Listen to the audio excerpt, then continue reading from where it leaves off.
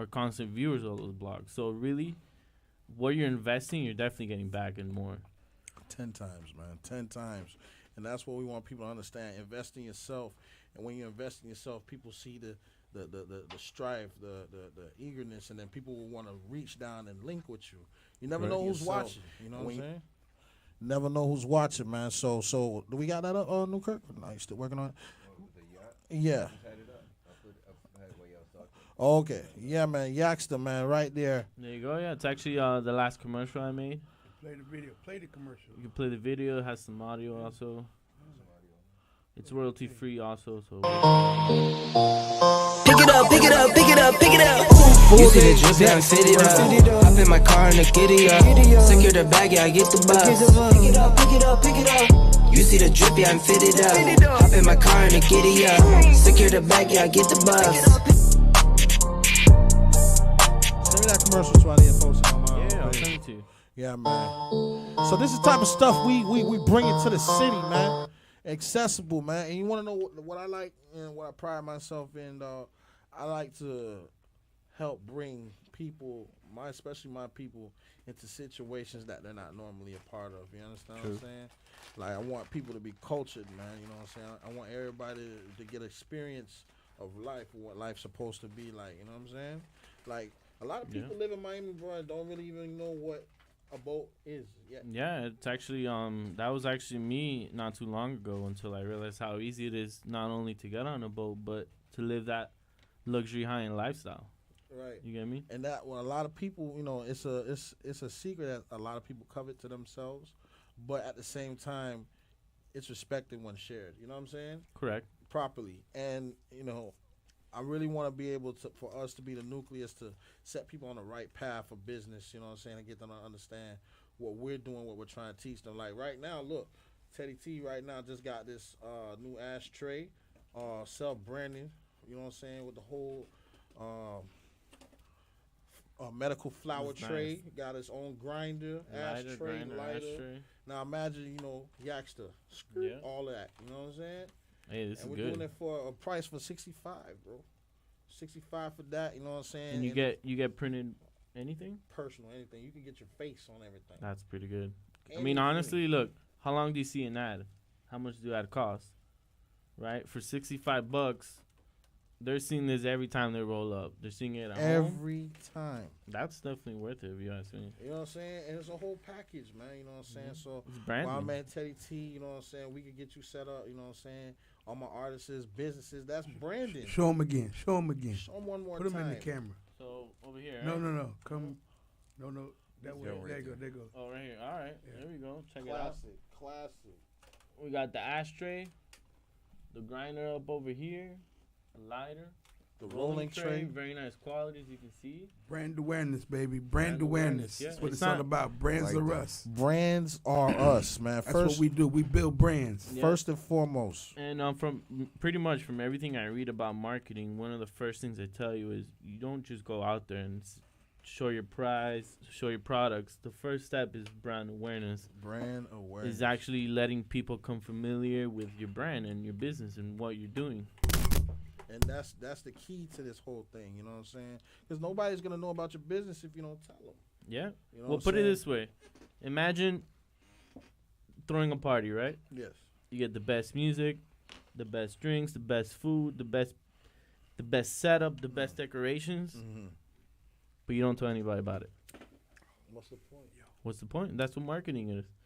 And especially this day with tools such as yours, this great marketing over here Teddy's doing.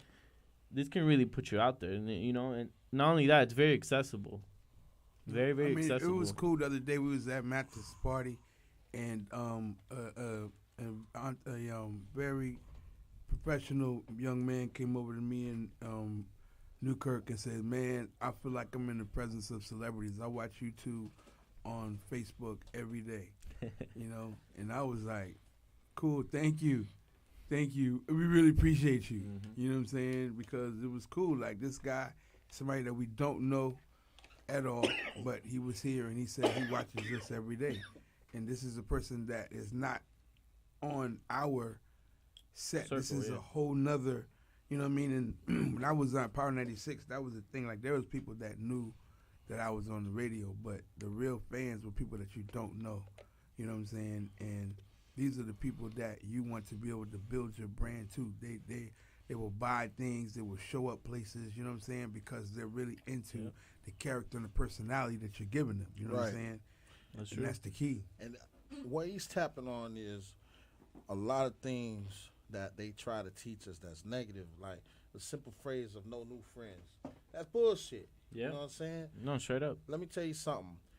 This world right now, the whole network of that we're in, is trying to teach the youths negative behavior and making them think that stuff is popular and stuff. Like with Drake and simple songs of no new friends, right? No new friends. No new friends. Y'all remember that? No, correct. Yeah. Everybody in the club singing that bullshit. But at the same time, you would think in your head, okay, Drake's on to something, man. Yeah, no new friends. I'm with my old friends. But think about this, right? With your old friends, if they're true to you, then they would. But with your old friends, would they encourage you to break out the box to the level that you're at now? Or would they feel comfortable with you being with what they knew back then? True. You understand what I'm saying? Only people that you meet, like right now, how I met you, right? I have to accept you for who you are and what you present. Through this show, so everybody watching, you could be sitting here as well. Am I right? Yeah. So that's what I'm saying. You knew me here, I knew you here, and we have to accept each other for what we met at. You understand what I'm saying? New friends. And we're cool, best homes, man. You feel man. me? And that's why I'm trying to teach people, dog. Skin don't mean shit. It's about the character and the personality of a person, dog. You know what I'm saying? Real talk. Yeah. I can take him anywhere I go. You know what I'm saying? And people gonna have to respect that. You know what I'm saying? And vice versa. You feel me? And that's what the benefit of showing people real movements. You Correct. know what I'm saying? It's about being in the same frequency as somebody and acknowledging and taking that opportunity and seeing for what it is, which is an opportunity, really. Exactly, because, at the end of the day, we all got one life, bro. You know what I'm saying? And it's the whole benefit of it is to live the best. You feel me? And the only way you can live the best is stress-free and living it with people that you know is genuine love when it's around. You understand what I'm saying? You can feel safe around. You could make money around and shit like that, because all that strife is what kills us off. You know what I'm saying? And that's what I'm trying to teach the youth, especially in Miami. You know what I'm saying? Like, it's a time for change, and we need to make that happen. And we are the ones that can make it happen. You know, everybody sat there and showed us what they wanted to show. Yep. But what are we going to move with? Our turn. It's our turn. It's our turn. You know what I'm saying? And when you feel that shit, you got to move on it. You know what I'm talking about? And also another thing is, don't be intimidated by someone else's success. Just because you meet somebody successful doesn't mean you should yourself feel belittled or down or any sort of different weight towards yourself as a person. Facts. On the contrary, learn from that person, humble yourself down, and know that you don't know everything. And just because you're not somewhere you wish to be in someone else's doesn't mean that you're any less. And that's what you just said was some key sauce, my brother, because a lot of people, right? A lot of people will sit there and see you doing what you do and don't want you to succeed, bro. For the simple fact that they might be scared to even do it themselves. Yeah. You know what I'm saying? And they see you using your talents and your stepping out, you know what I'm saying? The braveness you got, and they want to do whatever they can to trip you up. I mean, you probably know more than anybody as well as you. It takes training as a person to overcome your fears and overcome what doesn't make you comfortable as a person. Right. And just because that's just being true to yourself. Yep. It's like for me, I don't have no new friends. You know what I'm saying? I have business relationships with people. That's it. I only have my friends that I grew up with, and these are the people that I consider to be my friends. And they're never around me when I'm doing business. This is my personal time when I do my personal things that has nothing to do with business. You see what I'm saying? Right. Okay. And this is how I develop and grow, because the one thing is in this music business is you got to keep a tight knit circle. You can't let everybody in your game room. Right. You can't help everybody. You see what I'm saying? Your objective is to offer a service for people to be able to help themselves. Yep. You see what I'm saying? And I'm not here to Captain Save hoes, people, and all that. If you with it, let's go. Exactly. You see what I'm saying? Because at the end of the day, that's the problem, is dependency. You know what I mean? You have to teach a person to be sustainable, meaning whatever it is that you got to do to be successful, do that. You see what I'm saying? Because that's what success is. Right. You know what I'm saying? Yep. It's by any means necessary. Right. So people do things all the time. Like if y'all look at the Wu-Tang story, you know what I'm saying? They sold drugs. Niggas went to jail. And when they came home to millions of dollars because they paid their dues. The end justified the means. True. You see what I'm saying? When you want something, go get it. Go get it. You see what I'm saying? Don't be sitting around here trying to figure it out. No, put yourself in the mode and get it. And they ain't got to do nothing with people. People's the problem. People become the distraction. Yep. You see what I'm saying? You don't need people. No. You need individuals to be a part of your community that you can grow, that are all sustainable within themselves. And that's what we have to be able to create. We have to create people that aren't dependent on anything, that they have the means to be able to do it for themselves. Make it happen. Like You know, your like, life dependent on it. I came up in Broward, and I ain't even graduate from high school. Like I left school in 88, you know what I'm saying, 89. And I got a record deal. And I've been in the music business ever since. And I taught myself. I self-taught. I got on the radio, and I ain't go to college. I was the first person to get hired on the radio station without a college degree. You know what I'm saying? I worked for every major record label in the country without any type of marketing degree. You know what I'm saying? I just came from the streets, from the hood, just like everybody else. You know what I'm saying? Like when you see Freezy, E-Class, these guys come from the street. They come from the hood. And they built their circle. It's tight. They don't got a lot of people. They just got family. Mm-hmm. You see what I'm saying? And this is what success is built off of.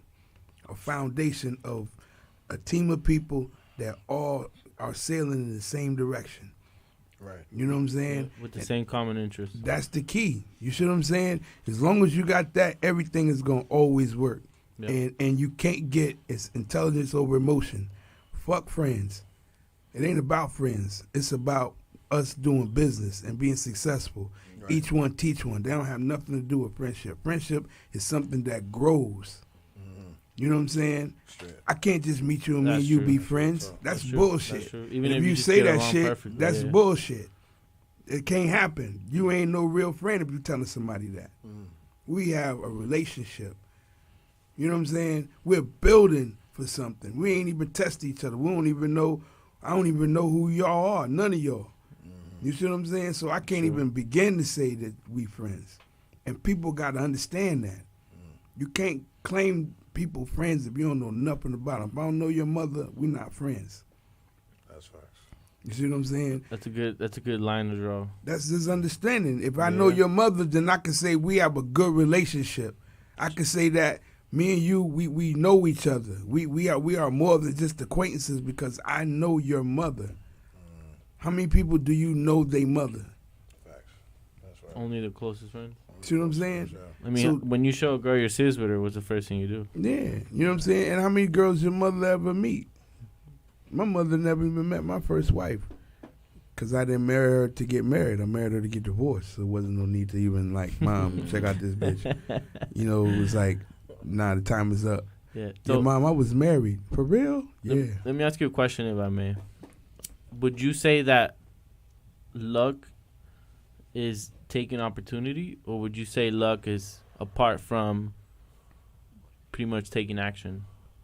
Like, can you be lucky without taking action? I mean, I don't believe in luck. There's just things that happen based off of what you're developing. It's called you reap what you sow. You see what I'm saying? That's just mathematics. You know what I'm saying? Which is what I agree with. Luck is like faith. Luck is belief. You know what I'm saying? Those things aren't factual. Those things aren't real. You see what I'm saying? We only can deal with tangible things that are real. So either you have it or you don't. You see what I'm saying? Like, when I got on the radio, Albie Silk, the #1 jock on the radio, he called me over to his house and said, man, I need you on the radio with me. You know what I mean? I wasn't doing nothing. This man just called me and told me he want me on the radio with him. I took advantage of the opportunity. I can't say I was lucky. Yeah. I took advantage of the opportunity because that was what was in my place. My homeboy, he called me. He said, hey, man, Luke hired me. And I told him he got to hire you because me and you been working together with Scotty Brothers and all these different, you got the streets and I got the radio. I said, cool. So now I'm working with Luke. I took the opportunity. It's not luck. You see what I'm saying? Opportunity, exactly. That's what I would call luck. Being ready for when the opportunity shows itself, you can take advantage of it. I mean, that's what I do all the time. I do that all the time. Like, the first time I went to go do Newkirk show, I'm like, Newkirk is wasting his time over here. He needs to come over here with us. So I got to smooth him out and get him over here. Right. You know what I mean? And so that's what I did. You know what I mean? It's like, I don't talk about things that I do. There's no time. It's just do it. Because I understand the value. If it's value, then I need to be a part of it, and it's value for all of us. And I just appreciate the fact that Newkirk went through it, and he's still here. You see what I'm saying? Straight, real talk. And that's what it's about. It's like the first time I went to Flavor 919 with Black Force Summer Camp, DJ Ant-Man was a DJ, and it was 4 guys that was there. I just went there, and I was just in the background like this. You know what I'm saying? Flavor 919. I went to 2 shows. On the 3rd show, just me and Ant-Man showed up. You know what I'm saying? So we just did our show. Like, we just rocked. You know what I mean? And it was like, from there, it just became us. And we did the mixtapes, and then I went on to The Bomb, and we did Mix 96, and we created another station. You know what I'm saying? But it was like, these things, like, they happen for you. Like, I went to Atlanta and saw a girl passing out flyers for Ice Cube, and I'm like, what you do? She said, I do promotions. I said, what you do? You mean? She said, they pay my tuition, they pay my rent, they pay everything, and I do promotions for Priority. I pass out music for all the artists. I said, damn. Yeah. So I called my homeboy. He worked at Scotty Brothers. I said, yo, man, this girl said she do promotions. I'm in Atlanta. He's like, dog, you in Atlanta? He's like, we need somebody in Atlanta. The girl that's there, she's pregnant. She got this so dumb dude. He don't know what the hell he's doing. I need you right now. And he put me on the phone with different people. In 2 days, I had like pounds of product shipped on a diesel. You know what I'm saying? And I've been doing street promotions ever since. My first record I ever worked was Skilo. I wish it was a little bit taller. I wish it was a baller. I put that. I was the first person to get that record played on the radio. I love that song, man. That's one of the few songs I actually know the whole lyrics. Right. I was the first person to get that song on the radio, and it went #1. Like, him and his father, they sold their house, they sold everything, and they put $10,000 into that project, and it made millions of dollars for them. Paid off, you know what I'm saying?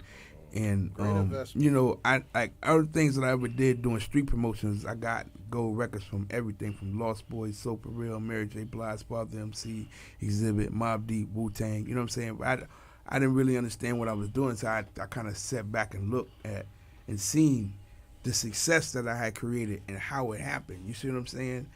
And I just put myself in the means of just what I have to do to be successful. I have to get these records to these DJs.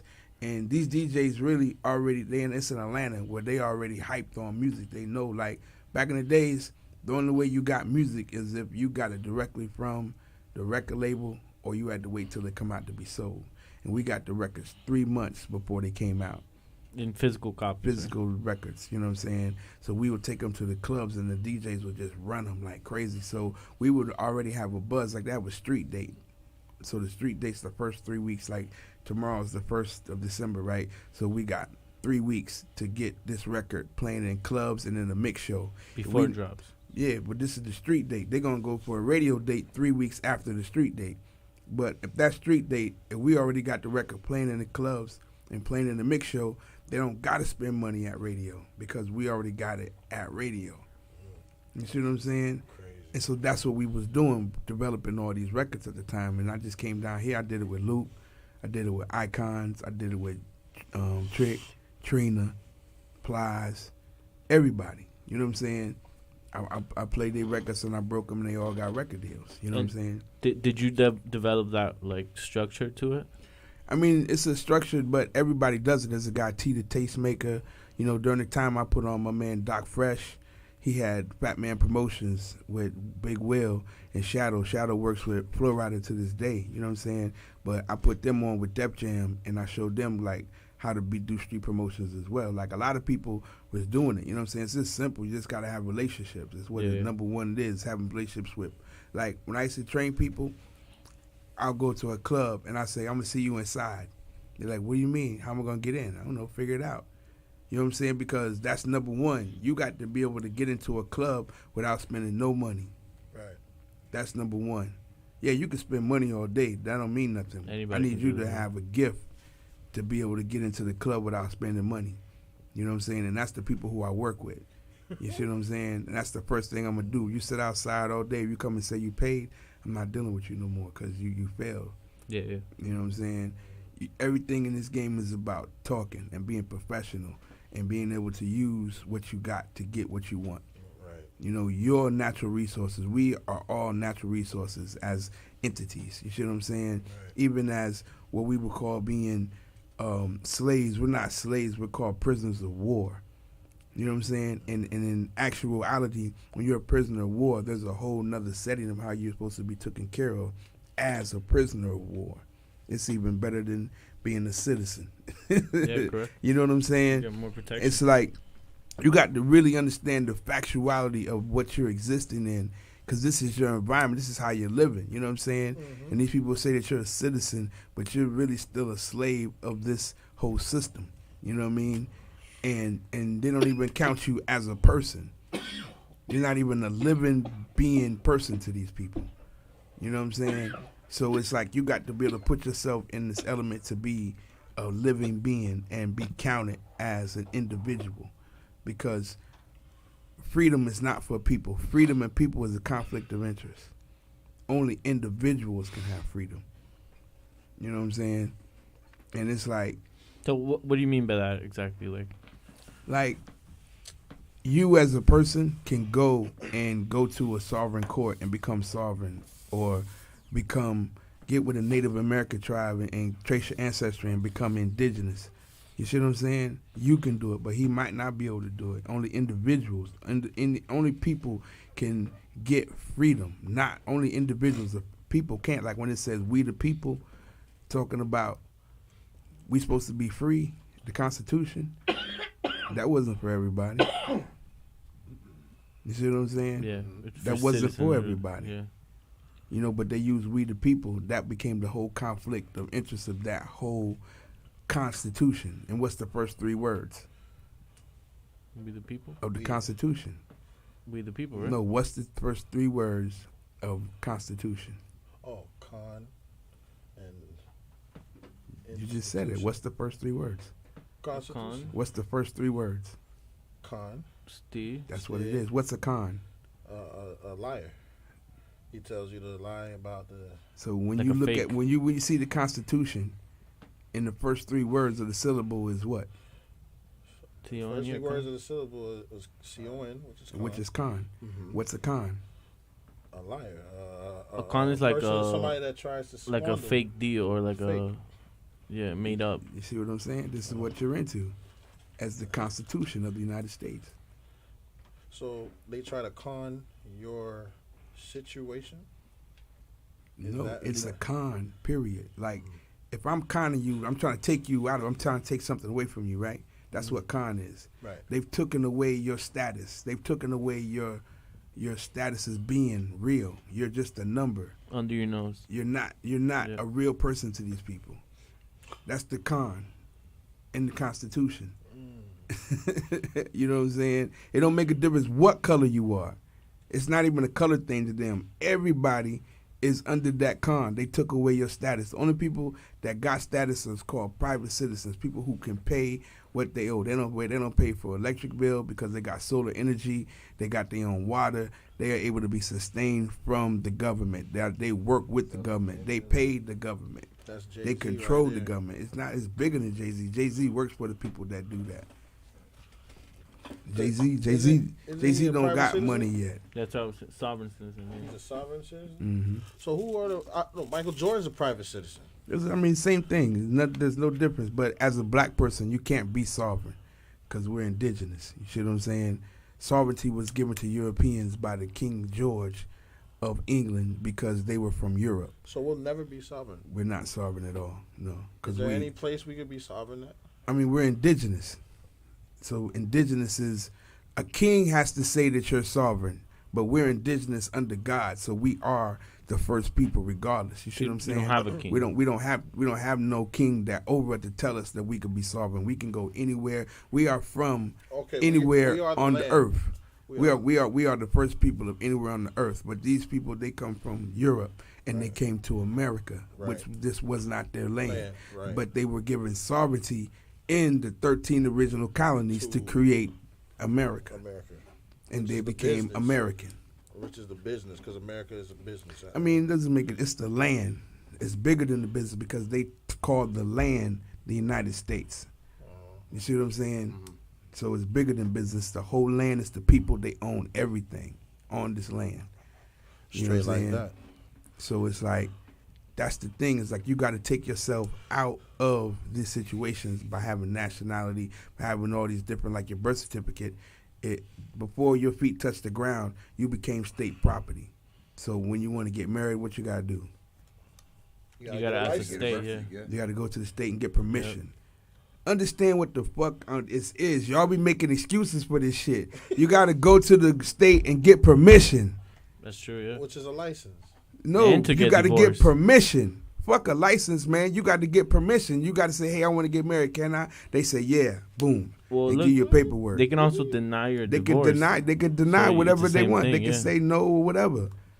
Just like if you raising your kids, and they feel like you're not raising your kids right, they can come and take your kids, and you can't do nothing about it because your kids are owned from them. If you look at your birth certificate, it says guardian. It doesn't say the mother. Yeah, It says guardian. They took that privilege away from your mother. Your mother became your guardian, which means they are. That's why you're state property. We are all state property. So what if you were born off the coast, so far off jurisdiction of the country? Then you're not a United States citizen. No, but I'm saying, like, let's say what is it, 5 miles off the coast is international waters. Then you're not a United States citizen. So would you be a private citizen then? No, you're not a United States citizen. The only way you You're can be not a a private citizen. citizen is if you were on the land Yeah. privately. Like all of these companies, like what they called Carnival Cruise Line, Yeah. Amazon, all these people are multinational organizations. So they have no jurisdiction. That no country has jurisdiction over them because they do business in every country. So how could one country supervise them and they do business everywhere? They're their own entities. Like these terms have to be, you have to learn terms to understand reality and facts, to understand the matrix. An entity is something different. Artificial person is something different. That's crazy. So You know what I'm saying? entity is considered AI then. No entity is an entity. Which Look is it up. which is a company, right? Entity is a organization, a business, something that is of substance. Yeah, because when you do paperwork for business, they call it entity name. Right. Understandable, but what I'm looking at it as, right, is basically something that is there considered living because an entity moves on its own. That's why as a You know what I'm saying? business, On but its listen, yeah. but that's why as a business you have more rights than as a person. You being a business gives you more. Like you being a business automatically allows you to go international because you're business. You can't And do as that. a person, you can't. You can't be do that as a international. person. Wow. You see what I'm saying? So you being a business, you have more rights as a person. Super facts. You see what I'm saying? And this is how you have to operate. This is how most people in business operate as their business. You know what I'm saying? Even they have kids that are employees and they say they make X amount of money because that's all write-off stuff. Like that's what a lot of families do. You know what I'm saying? And this is what you really do because at the end of the day, you want to be connected to your estate. Like your birth certificate is an estate. This is the United States of America because each person is under each person's birth certificate is worth its weight in gold. Right. And they've been trading you since the time you're born. That's why you're worth money when you go to jail. Right. But you can't get it though. No, you can't So get it, but state gets what it. is that money based off? Being an actual being, Certificate. or your it's from your birth production? certificate. It's from your birth certificate that they're trading off of that interest. Your value. They're trading off of your interest as being. As soon as you were born, they began to start trading. So would population mean a country's stronger because it's worth more because of the people because born the there? money isn't bought into the country. It's private. The federal government has nothing to do with the United States of America. It's a private entity. That's why when people get arrested by the feds, it's like a whole nother vibe. Yeah, a whole nother jail and everything. Yeah. Yeah. Mm-hmm. Niggas do Fed time. It's like But you got state, federal, and you got federal. You see what I'm saying? Oh, so on top of state federal. There's state, federal, and then there's federal. Like there's a state Supreme Court, and then there's the federal court. Right. So even though you might lose the state Supreme Court, you could still go to the Supreme Court, Right. and do it again, Appeal. and it's still appeal. You know what I'm saying? But this is the navigation that you have to do to be able to get these things. Like right now, if I got a thing that's an affidavit. It's a declaration of nationality that says that I'm not African American, I'm not black, I'm not these European federal terms. You see what I'm saying? That put me as a status under European jurisdiction because I've accepted these names. I'm not these things. I am an indigenous nationality. It gives you my nationality. I got the affidavit signed by the Yamasee chief and Washita stating that I am a part of their family. You know what I'm saying? So if I really wanted to be anal, I could go to court with my paperwork, with my affidavits, and go to court and say, listen, my bloodline shows that I'm an indigenous person.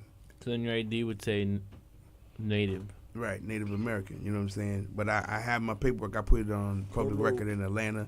I put it on public record in Florida. You know what I'm saying? So whenever they pull me over, they see that my paperwork is there. You know what I'm saying? And I put all the facts of how they stole everybody's Identity in my paperwork. My paperwork cost $65 because I got the facts of how they took our identity with the Papa Bull and the Discovery Doctrine, all these different laws that they put that took us our status of being indigenous people. Wow. You know what I'm saying? And this is what you got to have. So if I go to court, I'm in court as an indigenous person, and the indigenous is over the ecclesiastical, which is the judge. They can't curse me if I come in as an indigenous person. They can't judge you. They can't curse me. But you would also have certain benefits as well, right? Right. As Why a you say native of the curse? land. Well, because that's what it is. It's a curse. Whatever they're doing, they're cursing you because that's all they can do is curse you.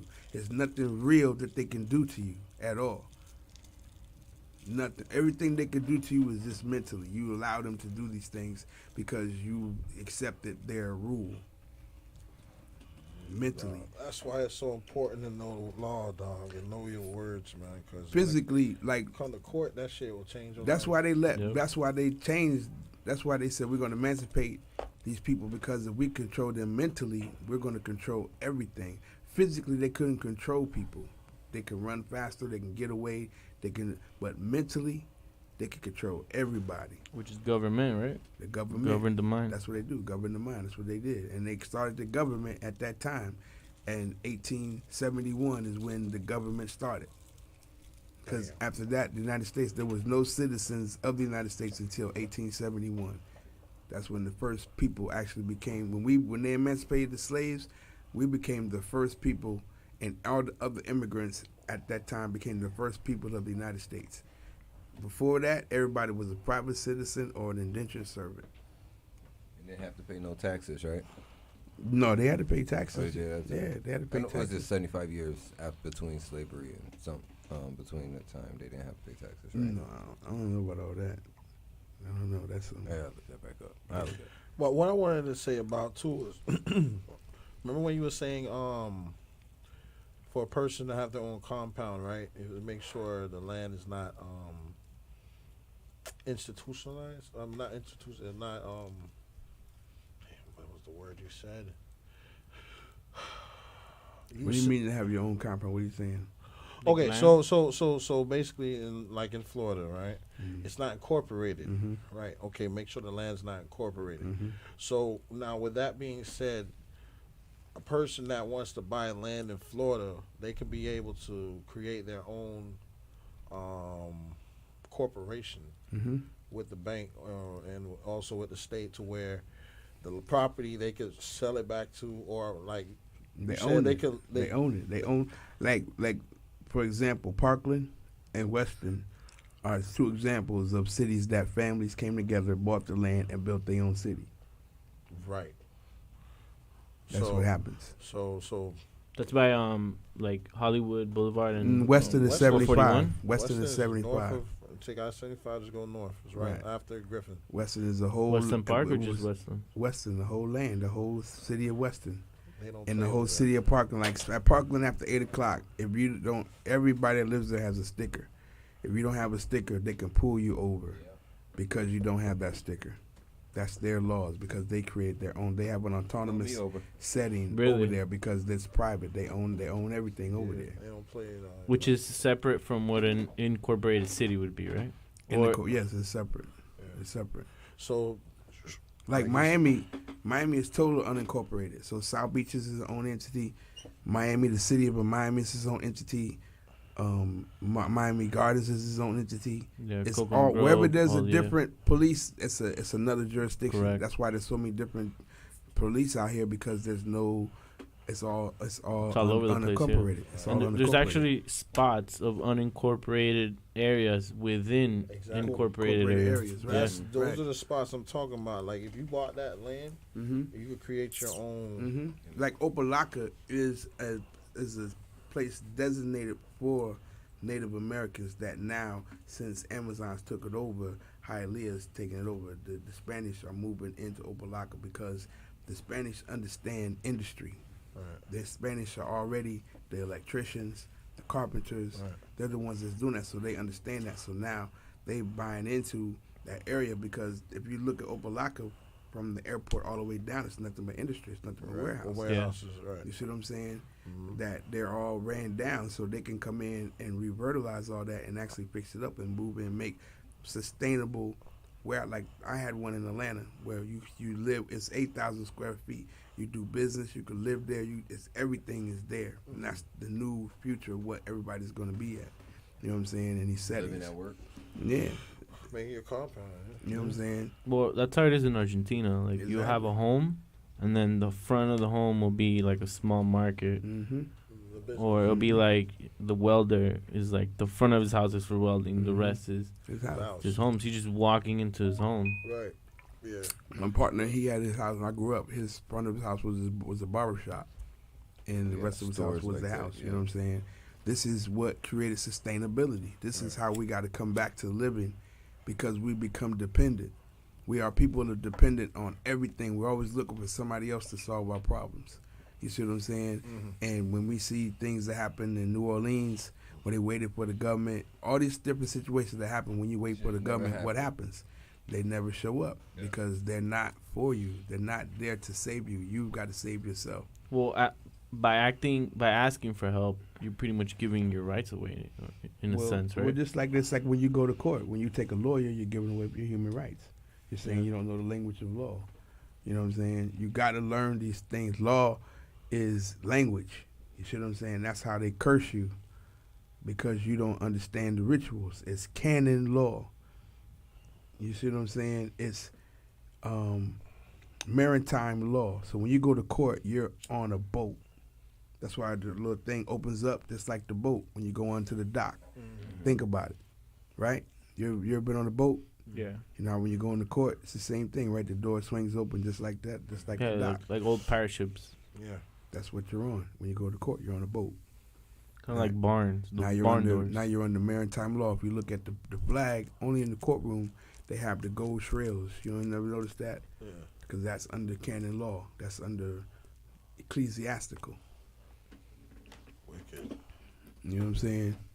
So where can someone like myself go to, read more about this? Our New Foundation Trust. Wild Man Teddy T, the Baron Zeo Mound Builder. I'm a mound builder. I teach these information. Straight up. You know, that's what it boils down to. Our kind, this is what we're here for. We're the 5%.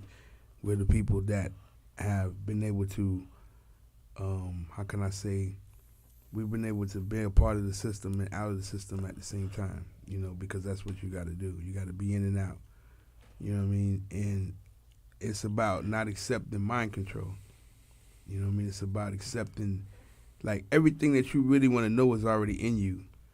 You know, we got away with nature. Nature is everything. Religion is a block for nature. You see what I'm saying? When you understand nature, everything is within nature. Like, everything is within the mother for nourishment. True. So that's all you got to do is stay with nature. Ask yourself anything that you want to know and be attuned to yourself and listen to yourself. You know what I'm saying? That's it.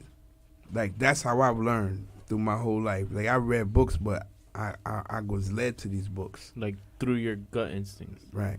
Yeah. Intuition. See, that's something I never It's go called against. intuition. Never go against. Yeah. That's fact. You got to When be you have a able bad to, feeling about something, you Don't listen go. to it. right? Because that's you. But this is how disconnected people are in life. They don't even listen to themselves. And that's the majority of people. They rather be controlled by outside forces. You know what I'm saying? And that's like, when you think about religion, when you think about spirituality, everything they give you is an outside force.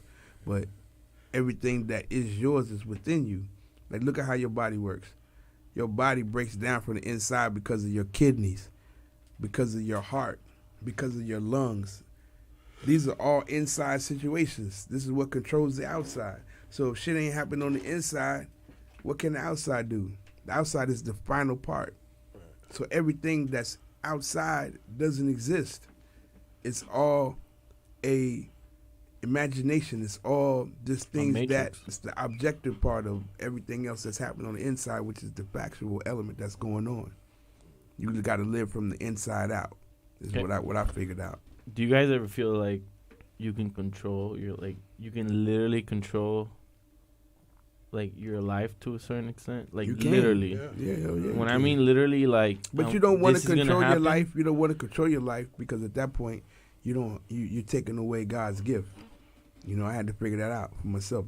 When you start controlling, that becomes Luciferian. You see what I'm saying?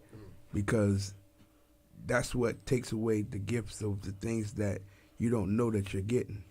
So you're trying to say, like, by trying to control your life, you're acting as if you know more than the one that the wholeness. Yeah, of, I used to of be like everything. that in school. I used to want to, like, if we all went somewhere, I was able to control who got what girl, who got the fuck, who didn't get the fuck. I got to control everything. You see what I'm saying? What party we went to, I controlled everything. And not literally, like, literally. But like, And I used to get mentally. so mad when if you didn't fuck that girl, I would freak out. You see what I'm saying? Because it happened. It worked so much that I began to be just caught up in it. Like, it's self-worshiping. You know what I mean? This is what happens to people who gain knowledge and get caught up in self-worship. You can't control it for self. It's for all. You see what I'm saying? Yeah. So I said, It's like if I try to control everything, then I don't really believe in God.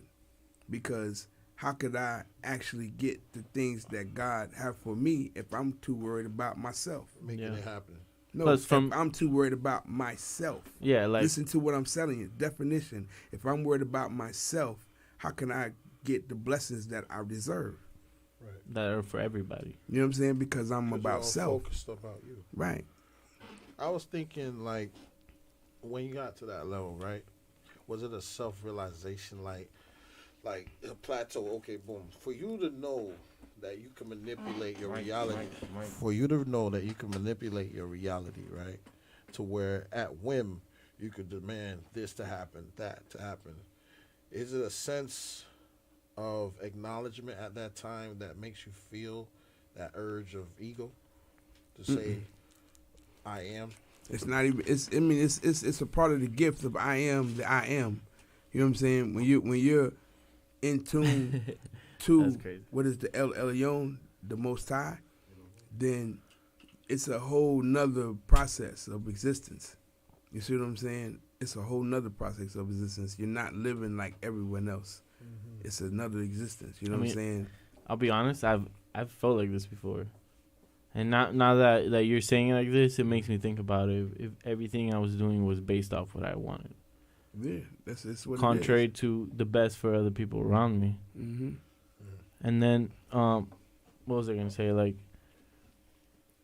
it's also good to go with the flow of what God Mm-hmm. and what the universe and the frequency is instead of trying to control it. Mm-hmm.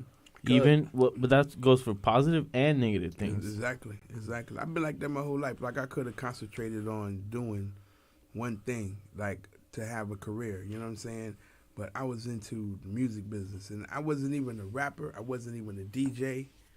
You know what I'm saying? I wasn't none of these things, but I became these things without really being it. Like I got on Rap City, and I'm not a DJ. You understand what I'm saying? I don't know how to scratch and all that shit, but I was able to get on Rap City. You know what I'm saying? I was able to work for 99 Jams, Power 96. I became a legend as an on-air personality DJ, and I don't DJ. You see what I'm saying? It's like I don't do nothing, but I do everything. You make good mixes. No. Yeah, but he's going more like as to like what his goal was. It was just to be part of it, and then like you manipulated your life and your ability to do things into like fixing yourself into what you want to be part of. Exactly, that's the whole point. Like I took hip hop. Hip hop is a religion to me. It was a culture, and I got engulfed into the culture from the talk to the way I walk to the clothes I wear. And I was in Quincy, Illinois, which was miles away from New York or LA, and I came to Miami and became one of the, focal people in the music industry. You see what I'm saying? Without no experience, without somebody saying, yeah, he do that. You know what I'm saying? I was just there doing it, just perceiving the perception of it. You see what I'm saying? Like I broke records. But I didn't play the records, but I broke records. I do what a DJ does. I did the action part. You see what I'm saying? But I'm not a DJ. I had to start DJing because you were people there. thought I was a DJ. I don't DJ to this day. Well, I'll tell you this. Some of the best moments of my life was realizing that I did what my goal was to do, like you did when you were there sitting and you're like, okay, I did what I had to do. And then realizing you did it. Whether you made a profit, whether you lost money, whether like you lost people along the way or had to do certain things, like you did what your goal was. What you got to do is like I got blueprints, I got paperwork, I got setups of how to develop a town through a township. You know what I'm saying? I started a program at a school without no degree at all, no kind of degree, no kind of experience. I was able to walk into a school and start a program with these kids. You see what I'm saying? To the point now where I have my own online school. You see what I'm saying? With no kind of experience and education at all. This is what I'm talking about. You see what I'm saying? You could do whatever you want to do. You just got to do it. I just went in to meet the principal, and I had the paperwork set up. I had a proposal together, and she's like, this is what I want to do. And for 3 years, she let me come there every day. She ain't bothering me, and I was able to put these kids through this program. Where they graduated. I told you I lost one kid to jail. He shot the other kid. It was life. But at the end of the day, me and the principal quit the school. Like, it's funny because as I was developing the kids, I developed the principal at the same time to where she quit the school, and now she has 2 schools, physical schools, and we have an online school that I helped her all put together, all this stuff. And this is what I'm doing. You know what I'm saying? This is what I'm doing at 50 years old because I've been in the music business for over 30 years. You see what I'm saying? So now I'm transforming over to education because I'm always teaching every day. You know what I'm saying? But now I've been able to put this into a curriculum where I have a rigor mortis and I have an online setting that I can create education. You know what I'm saying? Anywhere, yeah. And I don't have a degree. You know what I'm saying? I don't have a degree in the master in education. Hey, you don't need a degree for exactly. I dropped out of high school. Exactly. That's what I'm trying to tell people. It's like it's not about, the status quo. It's about you doing what you want to do. That's with what you have also. with like, your natural resources. Yeah, with I would you. say that. Like, you don't need a degree to be a genius. You know what I'm saying? And the thing about it is, from what I peep with a lot of your stories, is that you just kind of you just kind of snowball. You know what I'm saying? Opportunity after opportunity after opportunity, and then not only that, capitalize on everything you move to. So it's like you're not putting yourself in there. It's just because you did it, it automatically pushed you to that level where people be like, you know, I see you for doing that. So you know what? Holla at me. You know, let's do this. That's what a natural resource is. That's what a natural resource is. Yeah. It's math. You know, 1 and 1 is always going to be 2. So if you're anybody and you go and you do this every day, the only outcome is success. That's right. It's the only answer to that mathematical equation. You see what I'm saying? Yeah, you feel me? Because it's like, it's interesting, dog. Like, you know what I'm saying? He doesn't have a degree on this shit. You know what I'm saying? From when I grew up listening to him, you would think, you know what I'm saying, he done went through all the shit that he had to do. But it's just simple fact that he was in the right place, right time.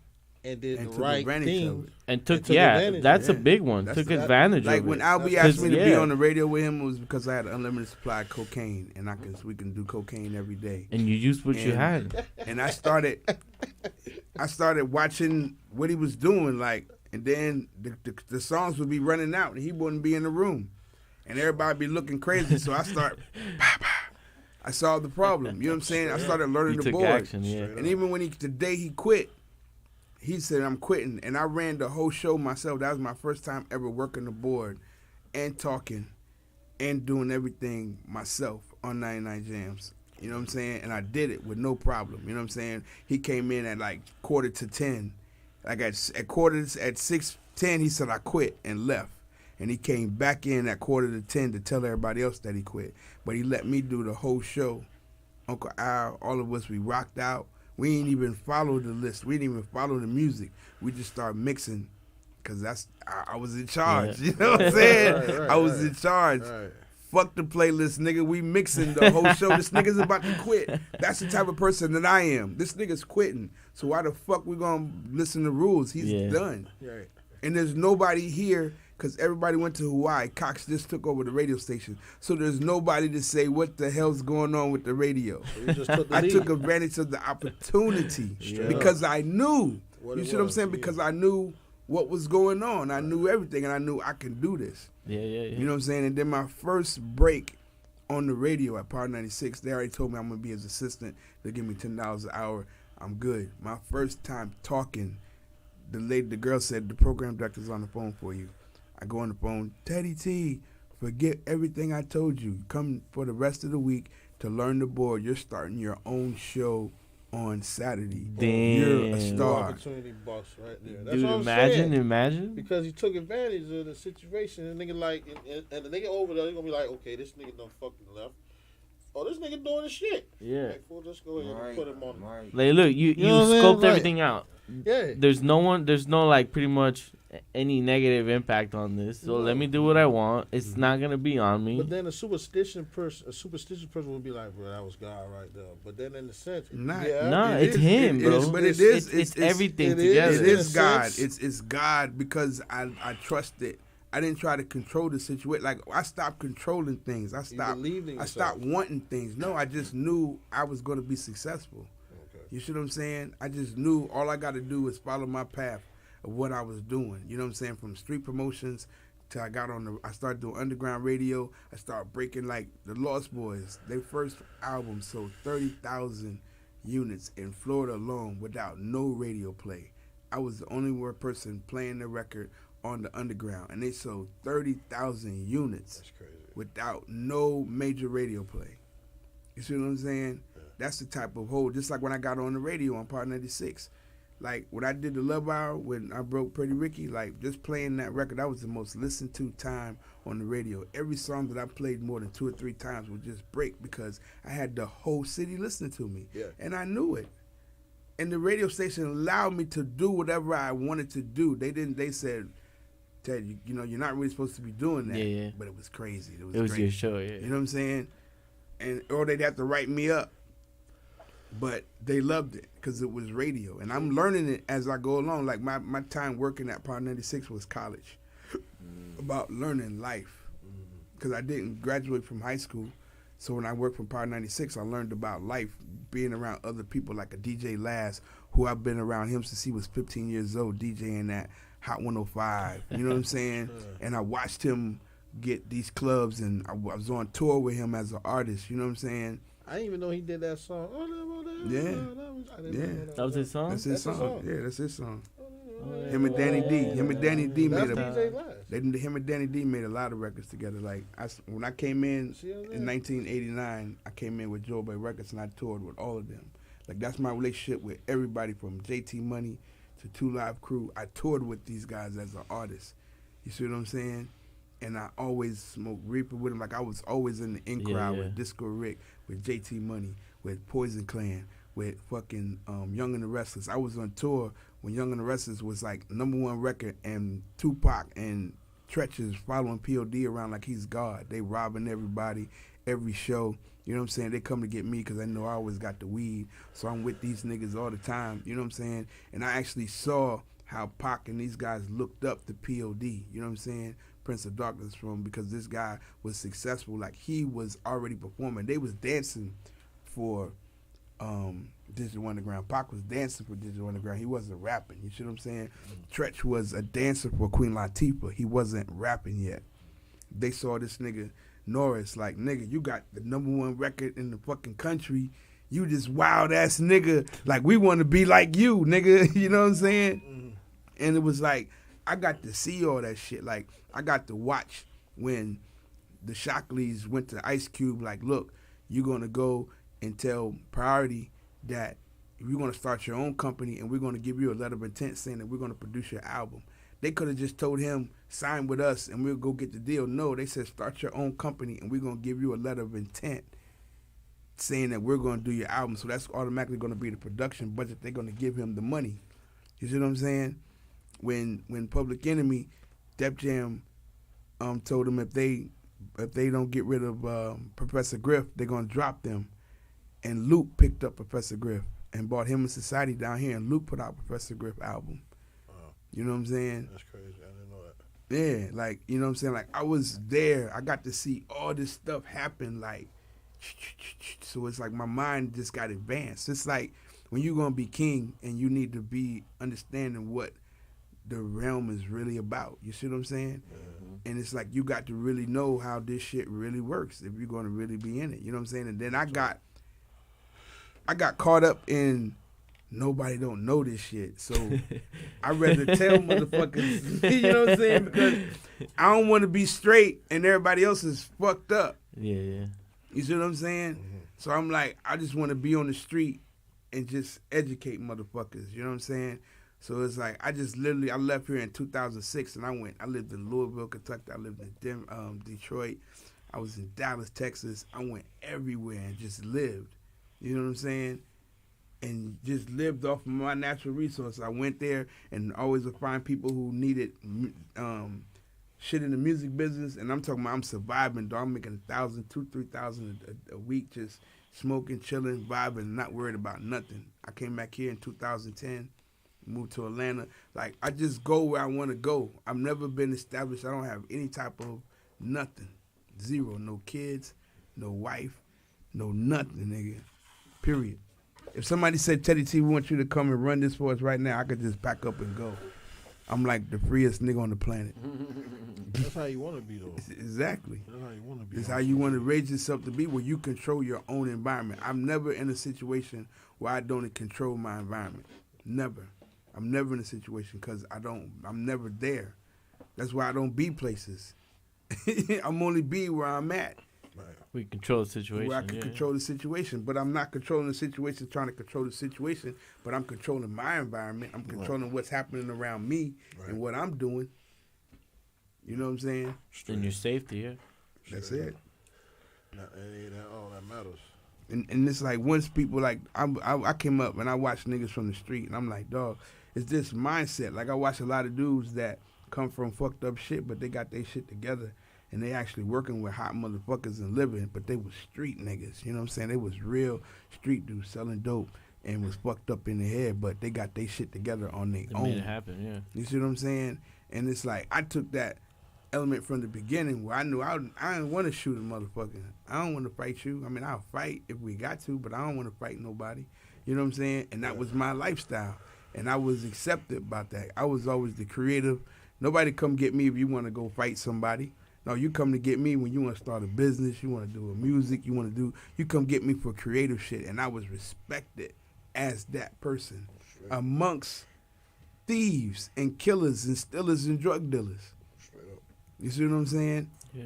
Like, I would like try to go sell dope, and a nigga be like, "For what, Ted? Your mama kill you, nigga. Here, you take the money, take the weed. Go ahead. Y'all, you don't need to sell no dope, nigga. Just take it. Go ahead. Like whatever you need, nigga. We gonna." And that's how I've been spoiled by my mother and by everybody my whole life. I've been spoiled, like literally, by everybody. You know what I'm saying? And it's like I transfer it into helping other people at the same time. Where like I never had a job. Except when I worked on the radio, but I quit because I was like, this shit is too comfortable. You get paid too much, right? You know what I'm saying? This shit is too comfortable. I can't learn.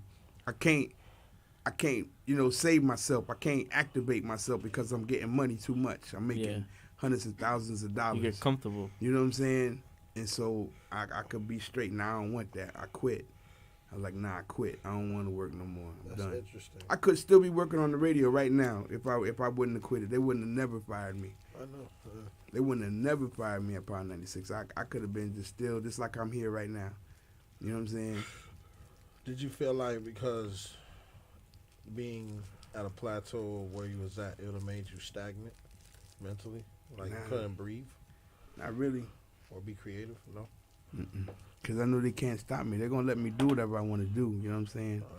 It's just, I didn't ask to be on radio. You know what I'm saying? Like, that wasn't what I wanted to do.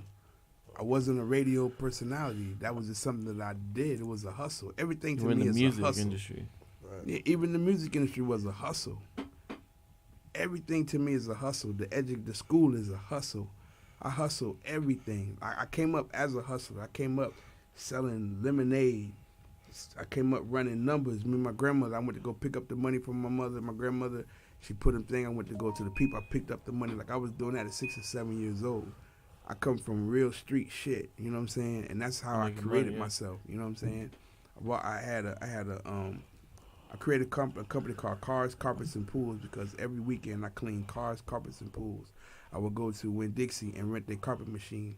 And I already had the people set up whose carpets I was doing for the whole weekend. I was making $300 just cleaning carpets. My man saw me doing that shit and saw I was renting a machine because I had him drop it off for me. That nigga went and stole me a machine, nigga. That nigga stole me a machine so hard that I started doing carpets, cars, and pools with that. That's why I came up with the company because I could do all three of them motherfuckers with the machine that he bought me, nigga. Like, I was like, fuck that, nigga. It was like that between drug dealers and people like that. Like this one dude, he just gave me $5,000 for no reason. Like, look, man, you always been helping people, man. Look, here, it's yours. You don't gotta pay me back, nothing. I used to have dope boys, Teddy, come over, 4, 5, 10, big blocks of cocaine. Like, I had a girl, she's just giving me weed. I would just go to Amnesia and set a pound up and make niggas that they could go in and just give me $20. Just put your hand for a handful and take it. I was doing shit like that. You see what I'm saying? Because I was always getting shit, but I would give it back. I wouldn't, because I knew I couldn't do it for myself. If I sat there and tried to do all that dope, I'd kill myself. And I killed myself anyway. So it was like, certain shit you can't fucking, you know, like when I started rapping, I had a dream I killed myself. So I stopped rapping. I said I'm going to be behind the scenes. But I still killed myself. So that's what I found out, that you can't control everything. I can't stop what's going to happen. The inevitable. You see what I'm saying? I still went through the window, and I'm glad I went through the window. You see what I'm saying? Because it brought me to a whole nother enlightenment situation. You know, because I used to always do drugs to the point where I was going to die. I felt like I was so high that if I went to sleep, I wasn't going to wake up, and I would say the prayer, and I'd lay me down to sleep. I pray the Lord I'm slow to keep, because I feel like I was that high, I was going to die. But I wake up every time. So it came to the point where I started getting high to have a near-death experience as a ritual. and it became fucking physical. I really had a fucking near-death experience. I went through the fucking window on I-95 driving 80 miles an hour. I had to go through the window. And I couldn't have survived if I had my seatbelt on. Like, that's how it had to be. Like, I had to have, if I would have had my seatbelt on, I would have died on impact of hitting the wall. You see what I'm saying? But I didn't have my seatbelt on, so I went through the window. You know what I'm saying? And it's like, that whole situation was like, I was 33 years old, okay? And these are the things that happen to illuminated people when they're 33, is you go through near-death experiences to take yourself to a higher essence of existence, you know what I'm saying? So this is how I was brought into the illumination, to be a part of the Illuminati. You know what I'm saying? And so, you know what I mean? Man. Here I am. Yeah. Man, I'm telling you straight up, man. Hitman in the building, man. You already know what it is. Straight up whiz talking, man. Wisdom talk. Sauce. Straight sauce. Sauce before. My brother Hitman, he been with me through this whole life that we've been into, and like I used to let him come up on the radio. He could bring anybody up on the radio with me whenever we did everything. We just always, it was love. Like other people, they stopping you. No, man, fuck that. Come on. All these crackers can do is inspire me. I don't give a fuck about them. You know what I'm saying? And that's what we did. You know what I mean? That's why it's like radio. Nobody radio would never be like how when I was on the radio, because I made it like that. I made it my environment. I smoked, I drank, everything right there. Fuck. You couldn't say anything, right? Everything right fucking there. That's why Wild Man tell you all this shit is real.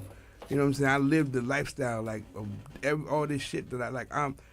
It's like when people say like I was supposed to have been dead at 33 with my lifestyle. You know what I'm saying? But because I always was a seeker of knowledge, you know what I'm saying, I was able to evolve past that. You know what I'm saying? I don't think the universe was done with you yet, though. Yeah. You know But that's like when I don't know if you watch when Jay-Z, all these different people, they do it themselves, or they kill themselves, because that's how you illuminate yourself. You know what I'm saying? Yeah. It's an element that you go through that, you know, you got to kill yourself to kind of change, go through the guard of higher essence, higher consciousness. Is that why they do the Illuminati stuff on the videos and stuff? Mm-hmm. The symbolism? Mm-hmm. Because that video where Beyonce, the Jay-Z Beyonce video, I forgot the name of it, but it was a scene where she was going in the car and Jay-Z lit the car on fire and it blew up. Enlightened. And she came out as Sasha Fierce. Right, exactly. That's what I'm talking about. That's what they do. That's what I'm talking about. Yeah. That's it right there. So you saw it. Yeah, I seen it. Yeah. Like Snoop Dogg did his ritual live, and Murder Was the Case. He did the whole ritual live. He said the devil told him if he'll give him all these things, will I be the G that I was, I give you imagine you never dream of, so relax your soul, let me take control. I close my eyes myself, my eyes is closed. Murder. He did the whole ritual right there in front of everybody. Said that he sold his soul right there. What was Dr. Dre's? I mean, Dre did his from the beginning, a long time ago. You know, Tupac tell you in Smile, I sold my soul for material wishes, fast cars and bitches, wish I lived my life forever, immortalized in pictures. He told you what he did. Kanye West, I sold my soul for a son, wasn't happy. I sold my soul to the devil, wasn't a big deal. Got myself a car such and a Happy Meal. Like these people tell you this stuff. They gotta tell you.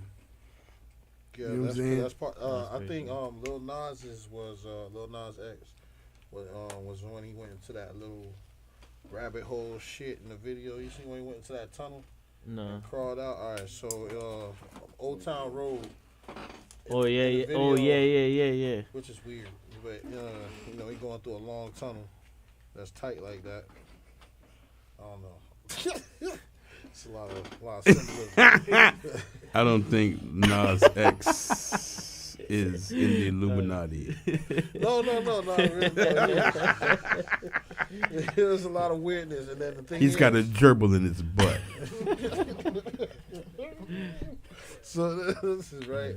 So the thing with the Illuminati thing, like I felt like that was his ritual because he went in like a man and came out on the other side of the cowboy in the hood. I don't know what the hell's going on, but then I started seeing him dressed up, and everything in the video was Masonic colors, like it's red, white, black, and blue. And so, if you look in the video, like if Newkirk pulls it up right now, if he pulls up the video, I can show it to you. No, like listen, all of these guys when they come in, they need protection. So you got Orisha, you got Ifa, you got all these different elements that they're connected to. Freemasonry, all these things are secret societies that are a part of esoteric existences. All these elements that are dealing with money on that level is all esoteric. Bohemian Society. You ever heard of Bohemian Society? Yeah. Yeah. You know what I'm saying? All these are the things, the Trilateral Committee. All these are the elements of these societies that represent what is called the secret government, the black government, the people that control everything. You know what I'm saying? And it's like all these elements still, like they're all fighting each other too. The Rothschilds, the Rockefellers, the Oppenheimers, because all these last names are corporations. They're not even family names. No more. They never was. They're all corporation. Rockefeller's a corporation. Rothschild is a corporation. Myers, Oscar Myers, right? This is who the Rothschilds are. They're the Myers. That's their real family crescent. I thought they all started off as family businesses. That's what I'm telling you. The Rockefeller is a business name. That's not their family name. The Rothschilds is a business name. That's not their family name. They're all businesses. They're all organizations. Man, that's crazy, bro. It's deep in that rap, like real talk. Like I was so shocked, and like I was saying, back to the Lil Nas X thing, bro. Cause it was so symbolic. It was a YouTube thing that showed you everything, bro. Yeah. And if you see red on the screen, like if you see a chick like wearing red, you're gonna see somebody wearing blue right next to her, or it's gonna be a blue car. I'm gonna tell you one of the rawest videos to watch where you see a ritual. It's called Umbrella with Rihanna and Jay-Z. Oh yeah. You that see shit the was Baphomet. weird. They got the Baphomet in the video. Yeah, that was weird. I always You see thought what that I'm was a saying? weird one. Yeah. You see it. You know what I'm saying? I never liked that song. I love the song. I hated Eh, that song. I remember because I remember that my age umbrella when that came out. because I knew Dream wrote it because of the A. Because I always knew Dream was a writer. Like Dream came to us at the core, and he came out like, I got this song. We said, man, if you don't fucking perform that motherfucking record, man, like you out here in front of DJs, you better perform this motherfucker. Fuck wrong with you? And he came back and sung that motherfucker, and that shit became a hit. You know what I'm saying? Because it was already hot, but he was like, he ain't believe in it. You know what I'm saying? Because Dream is a writer, like T-Pain's a writer, like Neo's a writer. That's why these guys don't perform like they used to, because they just want to write and get a check. They're not really into that performance shit. Dream was like that from the beginning. You know what I'm saying? And you could just tell, like you don't want to become a prisoner of your own success. You know what I'm saying? Right. Some people can deal with it, some people can't. I know I couldn't. That shit was crazy. I said, I ain't fucking rapping. A rapper is a slave. A rapper don't control his own environment unless he's the CEO. If the rapper's the CEO, then he control everything. But if that motherfucker ain't no goddamn CEO, this nigga can't even shit or jack his dick or fuck when he want to. You know what I'm saying? Literally. It's like money. I done been there. Like, it's rough. Like, you got to leave, move. You got 2 days off. 2 days off, bitch. I got to fly wherever I got to go. And I got 1 day to sit there. And then I got to be back out again. If you, the time you sit there and think about that shit, it's slipping. So you got to go. You know what I'm saying? Because you want to borrow time. That shit keep coming back around. You know what I mean? So I was like, I don't even want to fuck with that shit. I'd rather be the manager who would say, fuck y'all, we ain't leaving at 5 o'clock in the morning, bitch. We leaving at 10, nigga. We just got in at 5, man. Fuck 4 hoes apiece. We need to sleep. And then we going to go. Because these motherfuckers be chasing money. They don't give a fuck about you sleeping. They just be seeing money. You know what I'm saying? That's how niggas break down, wear down. But we gotta get up out of here, my man. Straight like No sleep. No sleep is in this thing, you know what I'm saying? So, this is a show that's based off of, like I said, No Sleep Promotions has been doing this thing for years. One of the hottest street promoters out here, you know what I mean? It's real organic. Like, same thing with Hitman. See, I respect Hit. Hit ain't never had a job, this brother right here. He never had a job. He always did No Sleep Promotions. From the first day I met him, he always was No Sleep Promotions. And he promoted for corner stores, shit like that first. Then he started working with artists and, clubs and everything. And he's always did it his way. He ain't never had no job. I ain't never known him to have no motherfucking job. See what I'm saying? And he got kids and shit. So it's like everybody, man, it's like that's the thing. It's like, we want to be able to show people you can do this shit for yourself. And it's not about having a bunch of people. It's about you doing it for yourself.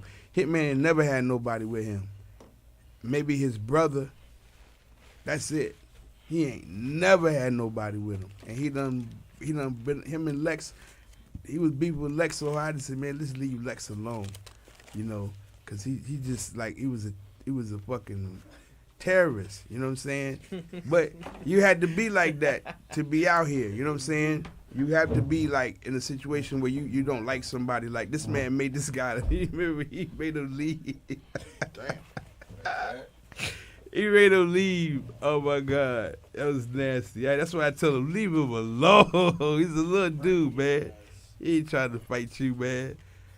You know what I'm saying? But that's just growing pains. That's how you got to grow. You know what I'm saying? You got to grow and go through the aggravations, and understand that was wrong.